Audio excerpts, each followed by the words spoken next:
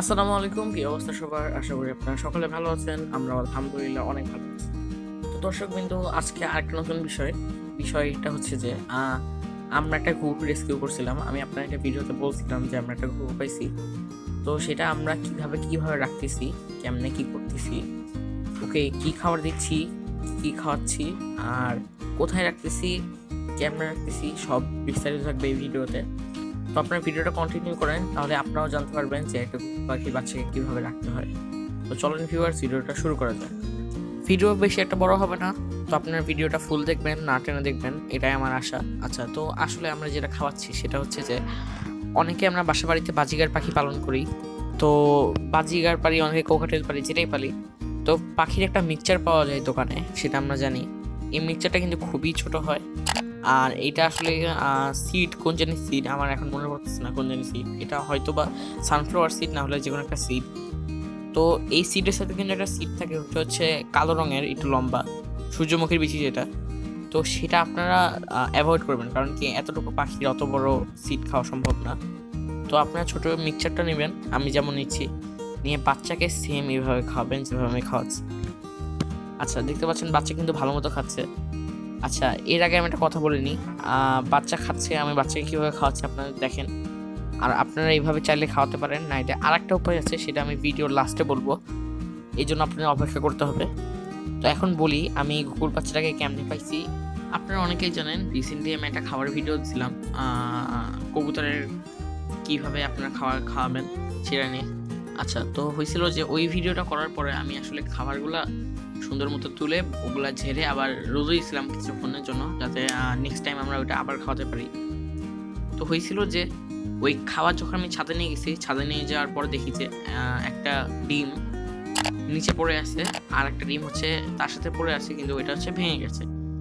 তো অনেকে বলতে পারেন ছাদ তো শক্ত জায়গা, ওইখানে ডিম পড়লে একটা ভাঙছে আর একটা কেন ভাঙে নাই।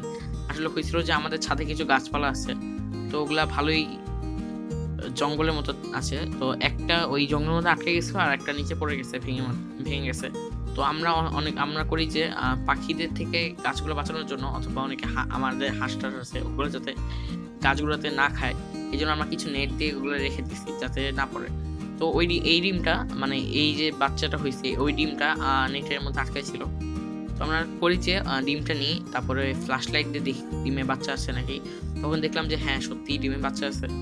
তো দিন আমরা একটা কাজ করি, সুন্দর মতো ডিমটা নিয়ে যে, আমার একটা কবুতর ছিল, সে কয়েকদিন আগে ডিম পারছিল, তো আমি তার কাছে দিয়ে দিই। তো সে মোট 3টা ডিমে দিচ্ছে। তো তার একটা ডিম নষ্ট হয়েছিল, আর একটা ডিম ভালো ছিল, কবুতরের ডিম যেগুলা। আর ঘুঘু পাখির হয়েছে একটাতে, মানে তার 2টা বাচ্চা, একটা হচ্ছে ঘুঘু পাখি আর একটা হচ্ছে কবুতর। তো এইভাবে আমরা তাকে পাই, অ্যান্ড সে ভালো মতো বড় হচ্ছে ইদানিং। আপনি দেখতে পাচ্ছেন এটা কিন্তু বেশি দিনের না, এটা হচ্ছে 5 থেকে 6 দিনের বাচ্চা, এটা হচ্ছে বেশি দিন হয়নি এটার বয়স। আচ্ছা, তো হয়েছে যে রিসেন্টলি মা বাবা এই পাখিটা খাওয়াচ্ছেন, তো আমরা এই জন্যই এই পাখিটাকে খাওয়াচ্ছি। আর আপনারা মনে করতে পারেন যে পাখিটা আমি রেখে দিব টেম্পল পে, এগুলো কিছুই না, কারণ কি এটা একটা বন্য প্রাণী, এটা বনেই ভালো। তো আমি এটাকে কিছুদিন পরে বড় হবে, দেন চলে গেলে যাবে, না হলে আমাদের কাছে থেকে যাবে, আমরা এই কোনো আটকায় রাখবো না। আমরা কিন্তু এর আগে অনেকগুলো ঘুঘু পাখি রেস্কিউ করছি, দ্যাট মিনস সেভ করছি। তো আপনারা কিন্তু এতক্ষণ দেখলেন যে আমরা ঘুঘু পাখিটাকে কেমনে খাওয়াচ্ছি। তো দেন আমরা এখন ঘুঘু পাখিটাকে রাখছি আমাদের কাছে আপাতত, আর এখন সে যদি বড় হয় আমরা আপনাদের অবশ্যই দেখাবো। তো এখন এই হচ্ছে অবস্থা, আমরা কিন্তু ওকে পাখি সিড খাওয়াচ্ছি। আচ্ছা, আমরা কিন্তু ওকে পানিও খাওয়াই। আমি পানি কিভাবে খাওয়াচ্ছি সেটা আমি আপনাকে কিছুক্ষণ পর দেখাই। আচ্ছা, আগে বলে নিই, আপনার সিড বাদে কি খাওয়াতে পারেন। সিড বাদে আরেকটা উপায় আছে খাওয়ানোর, সেটা হচ্ছে যে আমরা অনেক সময় বাজিকার পাখির ছোট ছোট বাচ্চাকে টেম করতে চাই, অথবা কোকাটেল, যেটাই হোক। তো তাদের জন্য কিন্তু আমরা একটা বার্ডের খাবারের মিক্সচার পাওয়া যায়, সেটা অনেকটা হলুদ একটা মিক্সচারের মতো থাকে, পাউডার জাতীয়, সেটা পানির সাথে মিশিয়ে খাওয়ায়। তো আপনারা সেটা খাওয়াতে পারবেন, সেটা অনেক ভালো হয়। কিন্তু আমরা এটা আগে খাওয়াইছিলাম, এখন পাখিটা একটু বড় হয়েছে, তাই এটাকে আমরা এই সিডগুলো খাওয়াচ্ছি, অ্যান্ড ভালো রেজাল্ট পাচ্ছি, কোনো প্রবলেম হচ্ছে না, সে ভালোই আছে। তো আমি এখন দেখাই আপনাকে আমরা কিভাবে ওকে পানি খাওয়াচ্ছি। পানি খাওয়ানোর জন্য আমরা এখানে ছোট একটা ওষুধের সিরিঞ্জ নিয়েছি। সিরিঞ্জটা কিন্তু ভালো মতো ধুয়ে নেবেন আপনার, কারণ কি সিরিঞ্জের মধ্যে অনেক সময় ময়লা থাকে। তো আমরা 1 সিরিঞ্জ পানি ওকে খাওয়াই দিচ্ছি, কিন্তু আপনার একবারে খাওয়াবেন না, একবারে খাওয়ালে হয় যে পাখিটা কিন্তু কলে এমনিতেই ছোট, সে অত একটা ভালো মতো নিতে পারে না। আমরা কি 2 থেকে 3 বারের মধ্যে খাওয়াই দিই পানিটা, যাতে ও ভালো মতো ডাইজেস্ট করতে পারে অথবা পানিটা গিলতে পারে।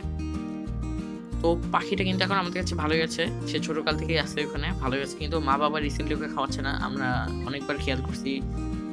ওই মা বাবা হচ্ছে আপনার যে কবুতরের বাচ্চা আছে ওইটাকে খাওয়ায়, কিন্তু এটাকে খাওয়ায় না। আমি জানি না এটা কেন। তো এখন থেকে আমরা একে নিজেরাই খাওয়াই, কিন্তু বাবা আবার যে বাবা কবুতরটা আছে সেটা কিন্তু একে ভালো মতোই আপনার টেক কেয়ার করে, মানে সবসময় এটার ওম দিয়ে রাখে আরেকটা বাচ্চার মতো, কিন্তু খাওয়ায় না।